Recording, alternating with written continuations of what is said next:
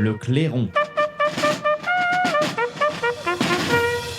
Alors, le gouvernement, on avait déjà suivi Gabriel Attal, Premier ministre. Le gouvernement, lui, a été dévoilé le 11 janvier dernier avec la surprise d'une totale absence de surprise dans le sens des priorités du gouvernement. Alors, derrière Gabriel Attal, Gérald Darmanin, Bruno Le Maire, Éric Dupond-Moretti conservent leur poste.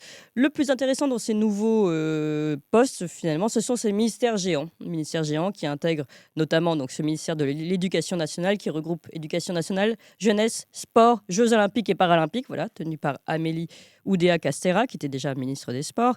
L'autre ministère géant, c'est celui de la Santé, du Travail et des Solidarités, tenu par Catherine Vautrin. Enfin, quand même, à signaler l'ancien compagnon du nouveau Premier ministre, Stéphane Séjourné, est passé de député donc à ministre de l'Europe et des Affaires étrangères, avec les fautes d'orthographe et de français de syntaxe qu'on a pu entendre dès ses premières prises de parole. Olivier Véran, lui, a quitté le gouvernement, en déclarant qu'il serait heureux de pouvoir enfin s'occuper de ses enfants. Et enfin, Rachida Dati, à la culture, continue de dynamiter ce qu'il restait de ruines du Parti des Républicains. Voilà, pour parler de ce gouvernement, et surtout pour parler de ce dont ce gouvernement ne parle pas, nous sommes très heureux d'accueillir Guilain Benessa. Bonjour Guilain Benessa. Bonjour Clémence Oudiakova, bonjour. Et merci d'être avec nous ce matin. Bonne année, je crois qu'on ne s'était pas eu depuis la nouvelle année Meilleurs vœux. 2024. Meilleurs vœux. Vous êtes, je le rappelle, avocat, docteur en droit, enseignant à l'Université de Strasbourg, auteur de ce livre, Le référendum impossible, comment faire taire le peuple, préfacé par Michel Onfray et aux éditions L'Artilleur. Qu'avez-vous à nous dire finalement sur ce nouveau gouvernement, Guilain Benessa? Vous savez, Clémence, vous avez presque tout dit en annonçant le sujet, c'est-à-dire que, sans faire de tour de passe-passe rhétorique, c'est que, en fait, on s'attendait à beaucoup, enfin on s'attendait. Nombreux Oui. s'attendaient à beaucoup, on va dire. Nombreux s'attendaient à, comment dire, à une espèce d'électrochoc, quelque chose comme ça. En tout cas, un changement, on va dire, un Changement de changement. Alors, cap, oui. voilà, un changement de cap. Alors le minimum, c'est de dire qu'on a un changement dans la continuité, pour reprendre les vieux slogans éculés. Oui. Je pense plutôt qu'on a en réalité ce qui était prévu, c'est-à-dire ça n'a aucun intérêt. Quand je dis aucun intérêt, c'est que pour tout vous dire, je regardais quand même la composition. Je travaillais chez moi là la semaine dernière un soir. Je regardais, je crois que c'était mercredi ou jeudi soir, la composition tombait à 8h moins à 19h45, et je m'aperçois que petit à petit, on a exactement les mêmes noms qu'auparavant. Surtout que vu l'ordre protocolaire, on commence évidemment par les ministères lourds avant d'arriver au ministère plus, j'allais dire secondaire, mais pas tant que ça, parce qu'on a quand même un ministre des Affaires européennes, Stéphane Séjourné, qui arrive très tard dans la, on va Oui. dire dans l'ordre protocolaire, alors que c'est un poste fondamental. Mais donc, passez-moi l'expression, mais on s'est tapé quand même des noms tels que Gérald Darmanin, Éric Dupond-Moretti, etc. Ce qui fait que j'avais l'impression d'avoir Eh rigoureusement oui. le même gouvernement avec des intitulés différents. Mais c'était rigoureusement Oui, le oui. même gouvernement, sous la houlette par contre de Gabriel Attal, donc qui lui a profité du jeu de chaise musicale pour récupérer le poste de Premier ministre. Donc tout ça pour ça, la montagne a accouché d'une souris, mais en même temps, et reprenons ce en même temps désormais le mantra Ah oui. officiel de ce gouvernement, en même temps, que pouvait-on attendre d'autre d'un gouvernement qui de toute façon a un mal fou à débaucher autre chose que des ex-stars à l'étoile d'ores et déjà pâlie, ou alors des ministres, donc finalement peu sont vraiment connus des Français. Il y a peu de politiques lourds, de poids lourds, ou alors de suiveurs qui ont fait plus ou moins on va dire qui ont, comment dire, qui ont fait parler d'eux, pardon, durant ce gouvernement numéro 1, et qui se disent finalement pourquoi changer puisqu'on n'arrive pas à trouver mieux qu'eux. Je Oui. pense qu'il y a vraiment un problème de casting qui vient aussi d'un problème de talent et d'un problème de vrais poids lourds politiques indisponibles pour la Macronie. Oui, ça pose déjà véritablement des questions, en effet, cette indisponibilité. Est-ce que c'est la raison, selon vous, de ces ministères géants là? On ne savait pas qui mettre à l'éducation nationale, donc on a regroupé avec la ministre des Sports qui était déjà là. Oui, alors je pense que sur le ministre des Sports, enfin sur Oudéa Castéra, qu'on a mis donc à l'éducation nationale, je suis très partagé. Alors beaucoup de gens ont dit en quelques jours, et c'est pas faux, que les années des Jeux Olympiques filaient un énorme ministère contenant l'éducation nationale, les sports et la jeunesse à une seule personne. C'était un signe curieux, d'autant plus que je veux dire que je ne connais pas du tout Madame Oudéa Castéra. J'ai quelques doutes sur le fait que de passer des sports à l'éducation nationale aisément, d'autant plus que Gabriel Attal Eh oui. avait lancé cette problématique de l'abaya, vous savez, la question des niveaux scolaires, Mmh. la réforme quand même un peu en profondeur, j'y crois pas beaucoup, mais une espèce de grande réforme de l'école. Il faut quand même tenir le cap. Quand vous n'êtes pas un spécialiste, je rappelle qu'il y a 26 ans, je crois, 26 ans. Claude Allègre voulait dégraisser le mammouth en 97 dans la gauche plurielle, lorsqu'il avait été nommé ministre de l'Éducation nationale.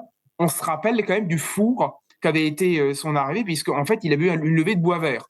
Donc, donner un tel ministère à une femme qui est peut-être pas rompue en la matière, ça me paraît discutable, mais surtout, vous savez, plus lourdement, moi, je dis pas que j'attendais pas grand-chose, mais disons que l'électrochoc que les Français veulent, je suis persuadé que ça ne peut pas passer par des jeux de chaises musicales et par des renforcements de ministères ou des grossissements de ministères. Je pense surtout, vous voulez mon avis, je pense surtout que ce qu'a fait Emmanuel Macron, c'est qu'il a mis en application le bouquin de Jérôme Fourquet. Si vous lisez Jérôme Fourquet, le dernier en date, donc la France de demain ou la France d'après, vous vous rendez compte que l'électorat d'Emmanuel Macron désormais, il y a deux secteurs qui l'ont rejoint. D'une part, les anciens fillonistes, d'autre part, et très largement, encore plus fortement qu'avant, les retraités. Ce qui veut dire qu'il lui faut séduire à la fois les ex de droite qui votaient Fillon, qui l'ont rejoint en 2022, et les retraités qui l'avaient déjà rejoint en 2017, mais qui ont encore plus grossi les rangs en 2022 et l'ont fait se réélire. Or, on s'aperçoit que Gabriel Attal séduit les retraités et une partie de la droite, et que l'arrivée des ex-Sarkozy, type Rachida Dati, etc., permet de séduire cet électorat-là. Donc, plus que j'ai entendu beaucoup de gens dire le gouvernement se droitise, je ne crois pas. Le gouvernement, en réalité, ce qu'il a fait, c'est qu'il a séduit la clientèle qui avait déjà voté pour lui en 2017 et en 2022 pour préparer tranquillement l'élection de 2027 et le successeur d'Emmanuel Macron. En fait, ce gouvernement est la preuve qu'il ne cherche pas forcément à mettre en application certaines politiques, mais qu'il pense stratégie électorale avant tout. C'est ce que vous nous dites. Exactement. Vous savez, vous m'avez reçu pour mon dernier livre, Le référendum impossible.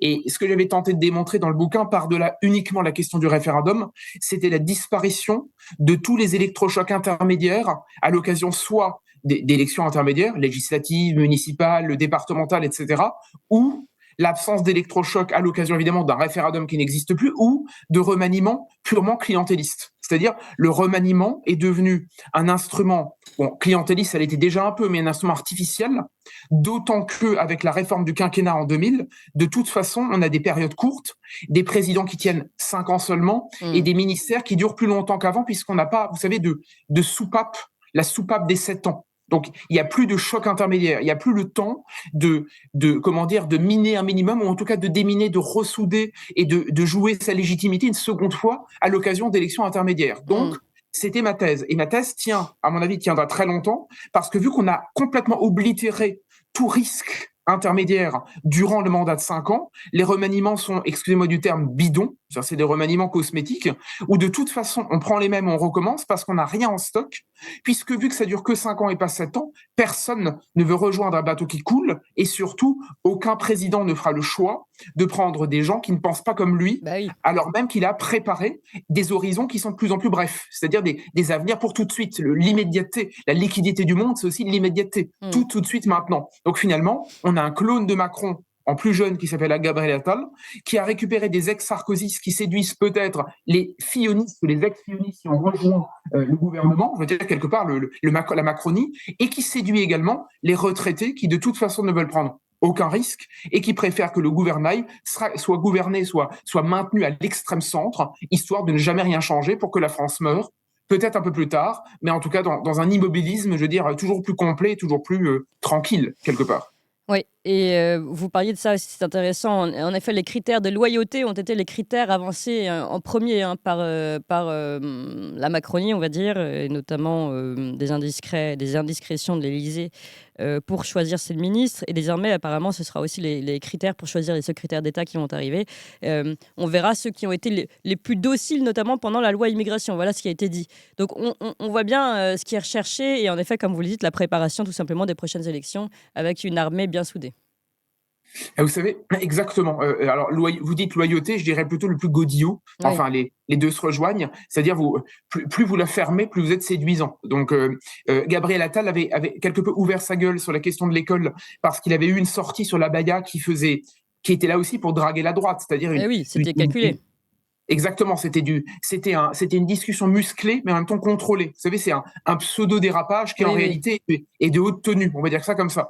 Mais je pense, vous savez que vous parlez de la loi immigration, je pense que là aussi, on est exactement dans le même principe, c'est-à-dire, vous vous rappelez, quand la loi immigration a été votée, Enfin, le chef de l'État et le gouvernement a tout de suite annoncé que Emmanuel Macron allait solliciter l'avis des sages du Conseil constitutionnel, puisque la loi sera probablement retoquée par les juges du Conseil. Ce Oui, qui veut dire que là aussi, ce qu'on fait, c'est qu'on prend un risque sans en prendre. oui. On vote une loi en disant, mais de toute façon, le juge viendra la censurer. Donc, si jamais ça ne plaît à personne, bah de toute façon, ce n'est pas constitutionnel. Ça permettra de mettre au placard Mmh. la volonté de changer quoi que ce soit. Mmh. Et notamment, l'idée de ne surtout pas référender sur la question migratoire, parce que si jamais, ça ferait tâche d'avoir une décision qui change les choses. Donc surtout, ne prendre aucun risque.